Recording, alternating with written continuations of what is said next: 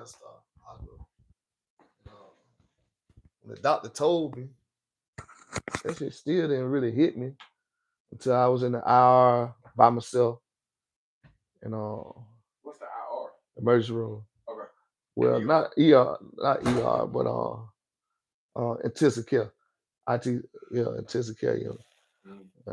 I was back there by myself, and my family had just left. And when they left, that shit just really hit me. I said, "Damn, I just died in this bit." Damn. So, what mindset did they put you in? Man, thankful. Thankful for another day, man. You know, like I tell people, man, you know, like you might be having a hard time this week or this month, but you never know. Everybody got their story, their own story. Everybody got their trials in life, but don't think that your trial is more important than this person, or you going through worse shit than this person. That's really just thinking like a child. Yeah. You know what I'm saying? As a grown adult, you got to understand that, man, life is what it is. You know, you're gonna have your ups and downs, and you know, we gonna spend longer in the grave than we are living. Facts. You know, and like we got lesser days ahead of us. You know what I'm saying? Than we have behind us. You know, so our days are coming. You know, so you just gotta live that life, man. You gotta just every day you gotta make this day your best day, man. You know what I'm saying? Because you never know when your last day is coming. You have 2 consecutive life sentences, and you learn that you are about to go home. It wasn't real. It's still, man. It wasn't real until I got, because like on May parole, they don't told me what camp I'm going to. Okay. And the night that I supposed to get transferred, they locked my dorm down with COVID. Oh, because it is around about that time. Yeah. So I'm like, man, God damn. That world want to come to an end. Yeah, I'm trying to tell you, man. Then I don't got COVID. I'm in the dorm with COVID. The dorm, they locked the dorm with COVID because of COVID. Now I don't got COVID, but I ain't telling the soul. Yeah. Man, I'm not telling nobody I'm sick, man. At all. I'm trying to go home, man. You know, so when I get to Phillips, they drop us off outside the gate, not inside the gate. They drop us off outside the gate, and I'm just looking at free world. I'm like, what the fuck? So it's been 33 years, and now you. Yeah, I ain't never been outside no gate at all. Period. But every time you came close to one, you trying to figure out. I'm trying to tell you, I want to run now, and I'm finna be free. Yeah. But you just gotta your priorities. Cause like in life, you're gonna see a lot of shit that a lot of people doing that ain't meant for you. Yeah. And you gotta understand that shit. You know, like when I got to TC, even though I'm outside the gate, I know this shit ain't running right now. This shit ain't meant for me. My turn coming. I can wait on that shit. Yeah. So when I'm at the TC, niggas got girls coming to see them. I got girls coming to see me. Yeah. And I can leave and go to the little restaurants or, you know, go get something to eat. Like a lot of niggas going to hotel. I ain't going to hotel. Why I'm not going. Um, these folks come looking for me. I'm gonna be right here. You know what I'm saying? I'm going home. I ain't taking no chances because like this nigga right here taking his chance with his freedom. He got 10 years. Yeah. He got 15 years. Oh, okay. He got 20 years. Yeah. I got 2 consecutive life sentences. Yeah. They send me back. I might not never get another chance. Yeah. You know what I'm saying? They send him back regardless of what he going home. Yeah. I can't say that. Yeah. I can't say I'm gonna get another chance for free. You stand all the way out of the way. Yeah. Cause you know, like when you be in prison, it be people on the streets catching cases. Laws be changing. Mm-hmm. Niggas be getting out fucking up. They be saying, we need to stop letting these niggas with life sentence, these type of charges, that type of charge. Mm-hmm. We ain't letting them out no more. Yeah. See, I'm not finna goddamn sit off in this motherfucker and goddamn get caught up in that type of movie. Yeah. It's my turn. I'm finna slide. Yeah. You know what I'm saying? Yeah. So that's what I did. I just waited that shit out, man. And I said, goddamn meant for me. I'm gonna goddamn grab a hold to it. I just rolled this shit out. What was your first job upon your release?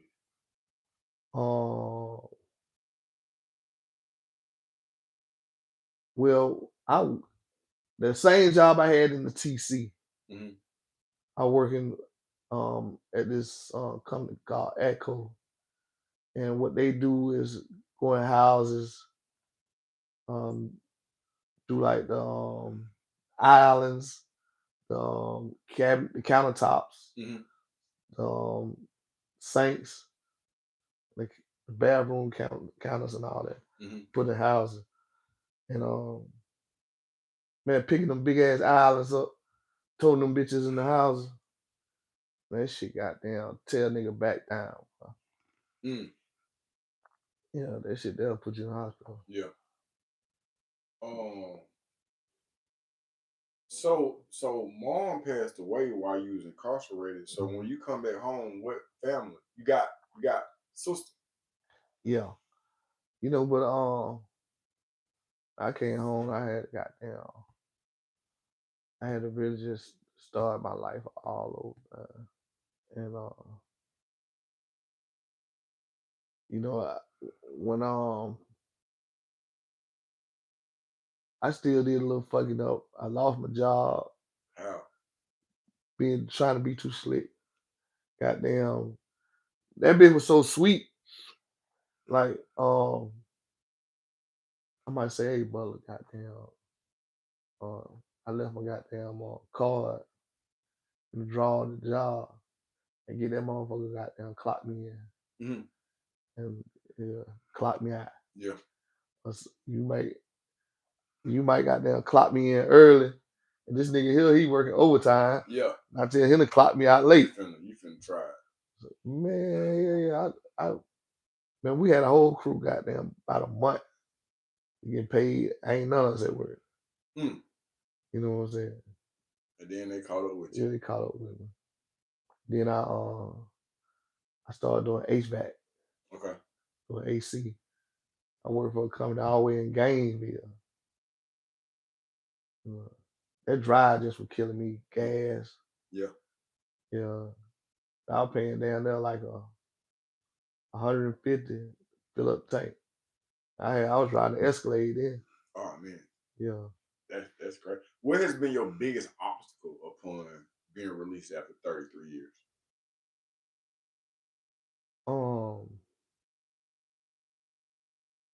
Just honestly, man, this is like one point in my life.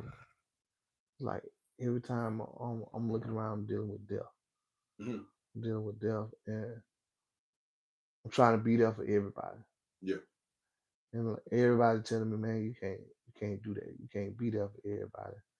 And I'm trying to explain to them that I know what it feel like to be alone. I know what it feel like for nobody to be there. And I don't want nobody that I love to have that feeling. Yeah. And they couldn't understand it, but I know how I felt. Mm-hmm. I know how I viewed shit, and like, but the thing that I never understood is that, like, a lot of people, they'll say that they love this person, they love that person, or they there for this person, but like, I'm going to the hospital. Yeah. I'm I want going. to see what's I'm going on going to with the you. houses, Yeah. and ain't nobody there but me. Mm. You know what I'm saying? But everybody loves this person, but ain't nobody there for this person but me. Mm-hmm. That's I'm not understanding that. You know. One of your sisters had a strong relationship with Trouble from Edgewood. Right. How did that come about? Um, I really ain't certain, because like my sister, she's she's a hustler, Mm-hmm. and she's real private. Yep, that makes sense. And the thing that I the thing that I love about it and I respect about it, like, I, my whole family on that side of the family damn near hustle, Yeah.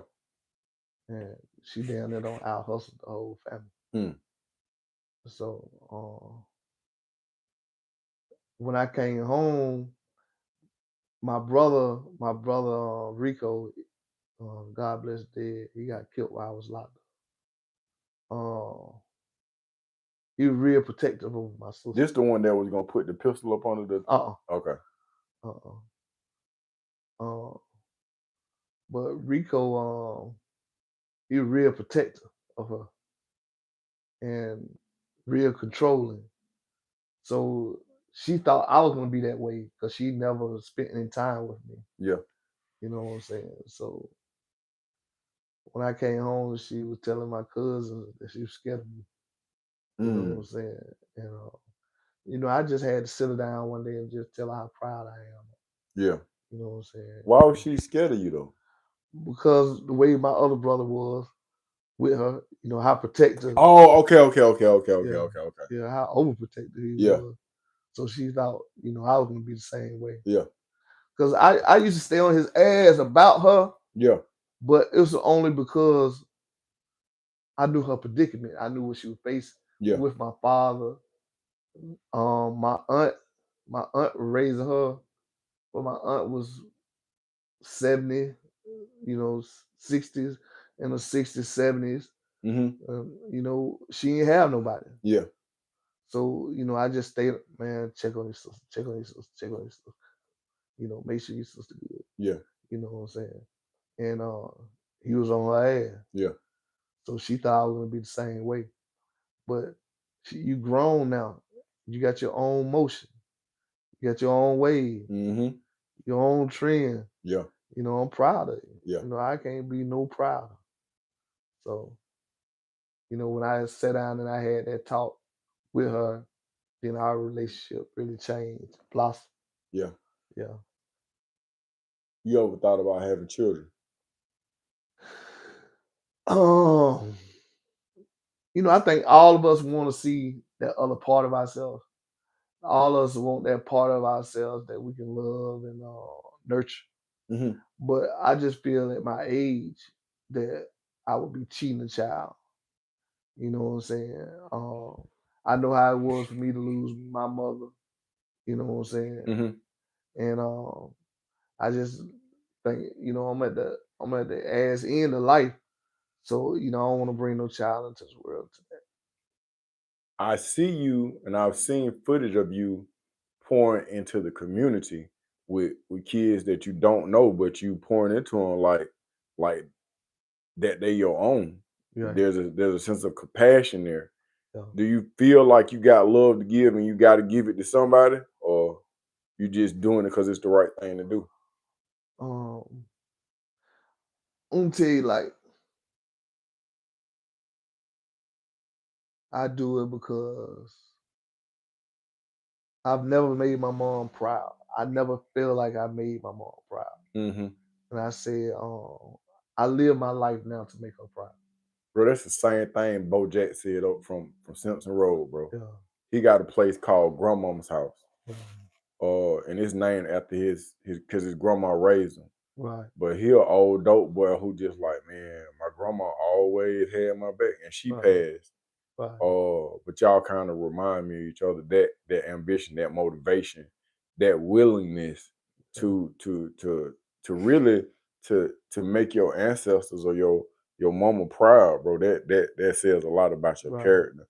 Uh, you was 17 when you were initially arrested. Right. You was 13 when you started creeping off into the fuck shit. If you right now could say something to the 12-year-old you, what would you say?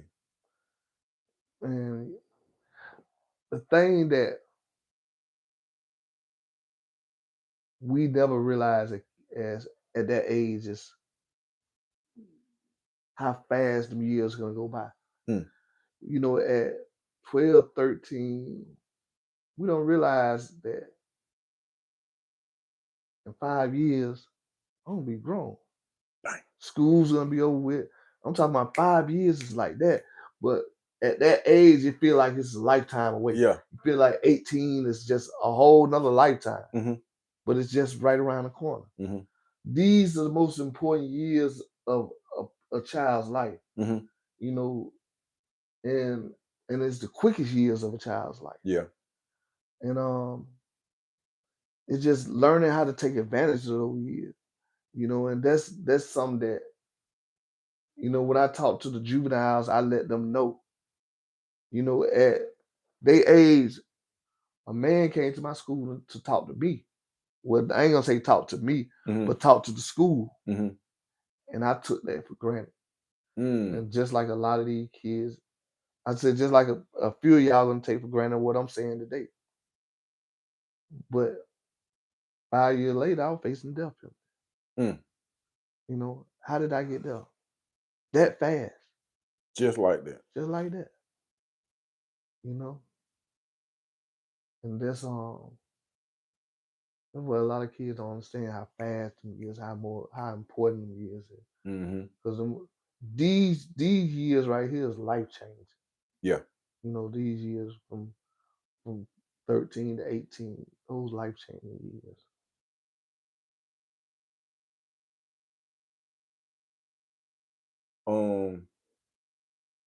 You understanding or seeing the chain gang from some one-on-one type action, still with the fuck shit, and seeing it gradually get swamped with the gang life and with the drugs and the shorter staff, and you remember it when it was a time where it was a Mm, different place. right, um I am an individual who, I'm just being honest, bro. Had it not been for some of that structure and some of that kicking ass, I'd mm, probably be dead or back in chain gang, right, because it just was a certain type of Tony Turpin, mm, Donald, I forget what his last name is, but he was the commissioner at the time, and they ran a right, tight ship. But it was through that I was able to go. I took a whole bunch of trades, bro. I wrote my first 3 books while I was at yeah, Alto. You see what I'm saying?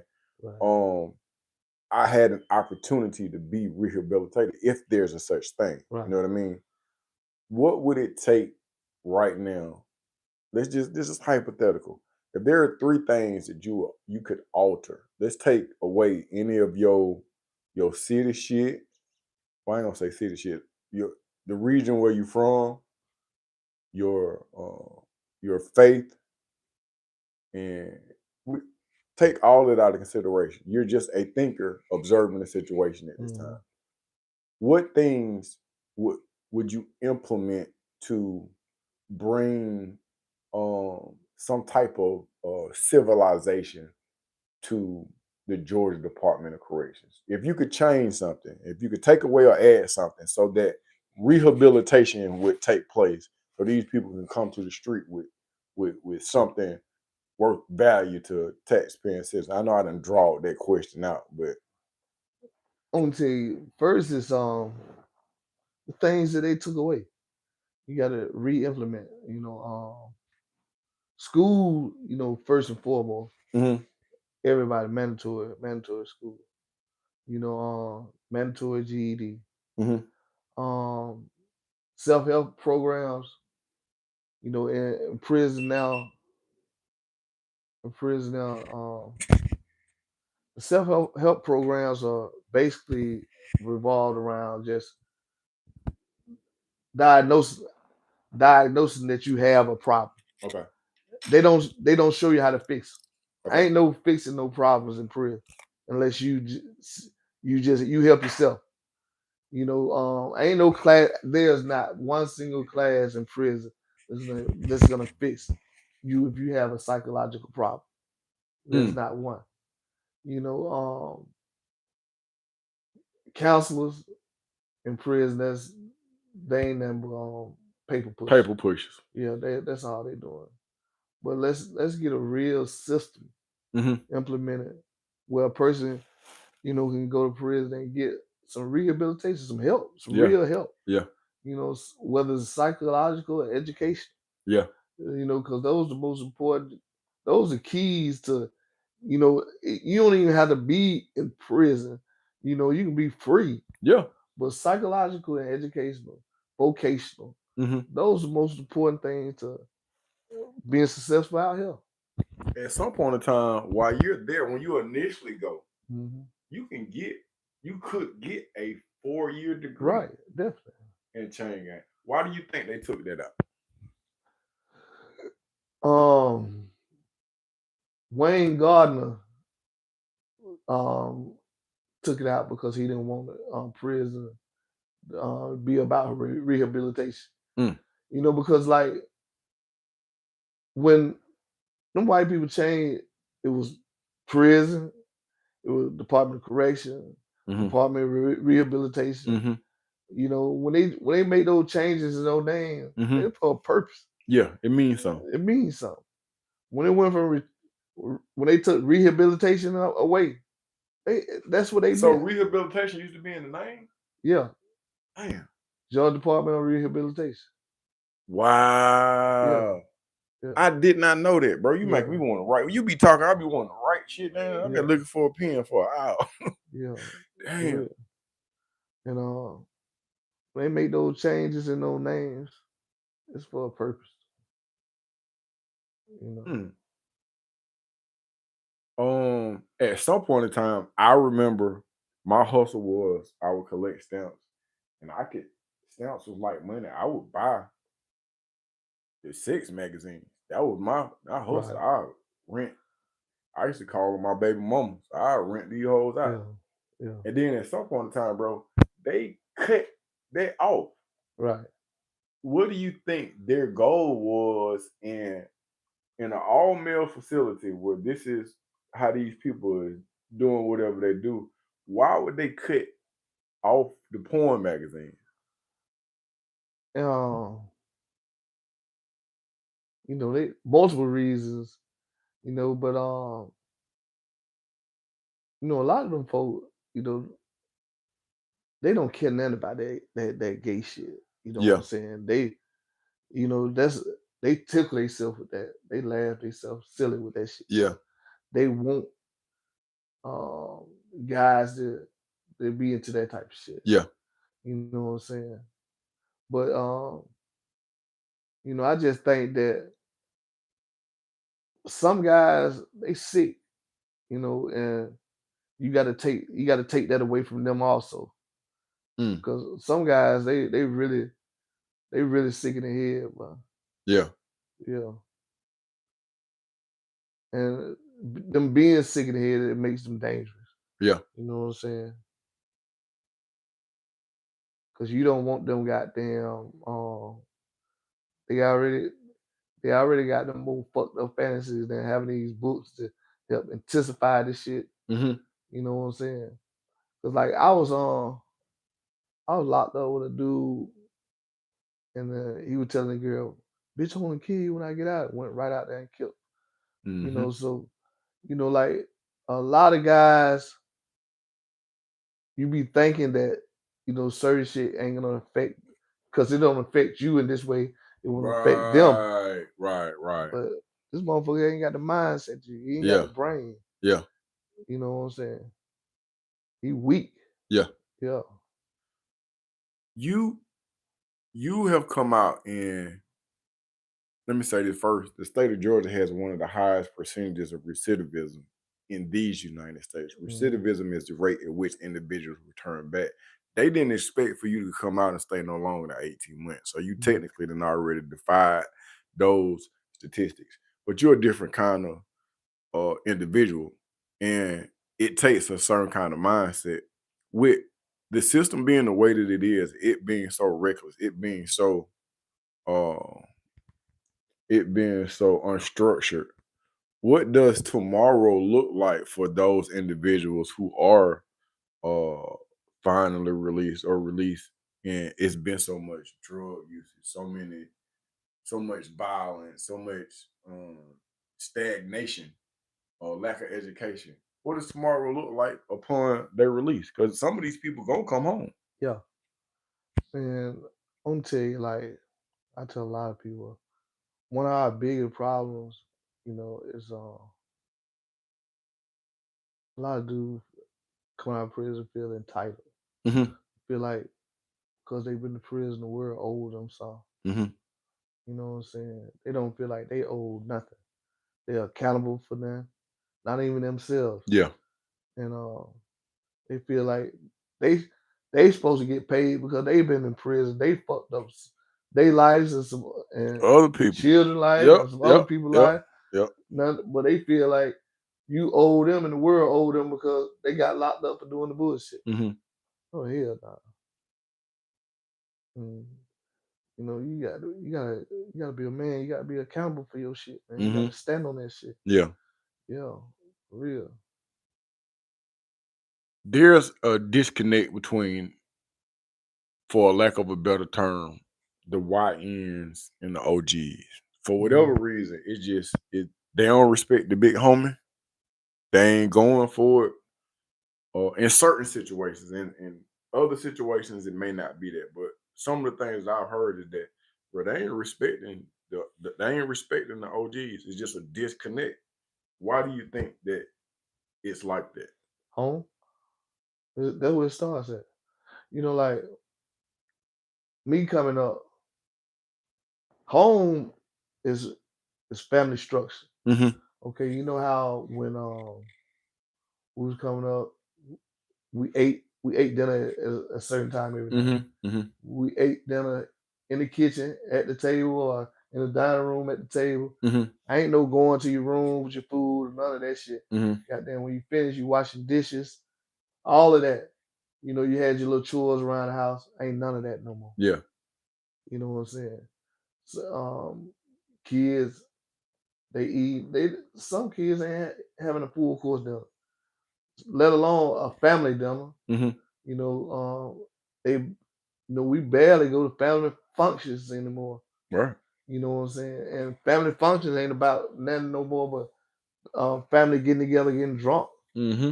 You know, they get a little food, get drunk, and act a little crazy. But it starts at home. If you ain't respecting your mom and your father and your household, how you gonna get out in the street and respect a OG? Yeah. You know what I'm saying? No, they ain't. Like when we we went to prison, gotta say, man, when you get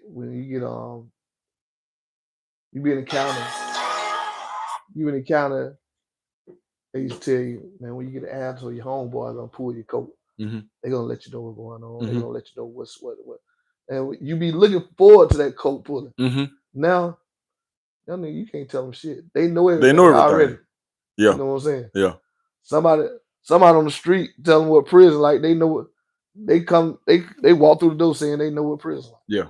Like they don't been there all their life. Yeah. They don't know shit. Mm. Yeah. What would you say to a single mother that is trying to bring her son back? Not in chain gang, he on the streets, but she losing her grip on him. And he wanna he didn't move to the west side or he didn't move somewhere and she trying to get him back because she know what he don't know. Yeah. See, a lot of times, as parents, we gotta listen. We gotta talk. Mhm. We gotta listen. And sometimes some parents don't even know who their kids are. Facts. I You know, facts.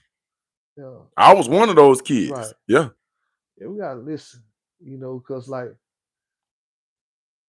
when we began talking about my mom, like parents had a dream for kids, even though they can be a bad parent, but mom, she gonna always have that. Yeah. And some kids had their own dream Mhm. that supersede what the mom dream is. And it's just like coming to a clear understanding of what direction that child is heading into. Mhm. Because like some parents, they don't even know their child is growing up. You know, man, dang, my child just don't grow up overnight. That child been growing. You Yeah. just starting to see it. Mhm. But it's just communication, man. And like I had a friend, his mother loved him so much, he loved his mama so much. Anytime mama fuss at him, he'll start crying. Yeah. And it was just love, and a lot of kids ain't getting that type of love. Yeah. You know what I'm saying? That they value more than anything else. Mm. Yeah. So wrapping up, I do have a question. This is just a hypothetical question. Hmm. If this was a book, your life, your experiences, uh, your wisdom, your foresight, what would the title of that book be? Um,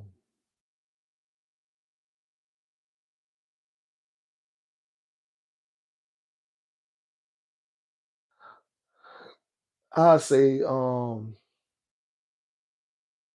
measurement of a man. Measurement of a man. Yeah, Y'all heard that? That was a chess question I just asked. yeah, The measurement of the man. yeah, Yeah, we need that. yeah. We need that. The measurement of man. And what would be the core the core uh, uh backbone of this book? Like I tell a lot of people, like when you look at yourself, be content and happy with who you are when you move in a positive way. Hmm. Don't try to be this person. You be the measurement of a man. You know what I'm Mm. saying? You be what the standards of a man should be. Hmm. That's why I say the measurement of a man. Hmm. You be the measure of a man.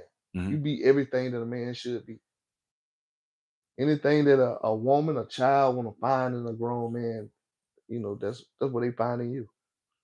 Okay, so when you said that you lit up and it was structured, and that wasn't your first time saying that, if there's three core elements or core values that a young man should or a parent should try to instill in a young man, Hmm. what should those three core values be? Um, First of all, respect. Hmm. Because if he doesn't respect himself and his family, his mother, he going in the wrong direction. And Period. yeah, ain't nothing to save him. Yeah. Um, Honor, because like when you learn to be a person that people can trust. Mhm. Your family can trust, your mother can trust. You know, when I talk to my child and my child say this, I can stand on that Mhm. because I know my child. I know my child is telling me the truth. Right. You know, then that means that y'all got a relationship Mhm. with each other that y'all value. And and love. Yeah. You know what I'm saying? Love. I say that. Okay. You know.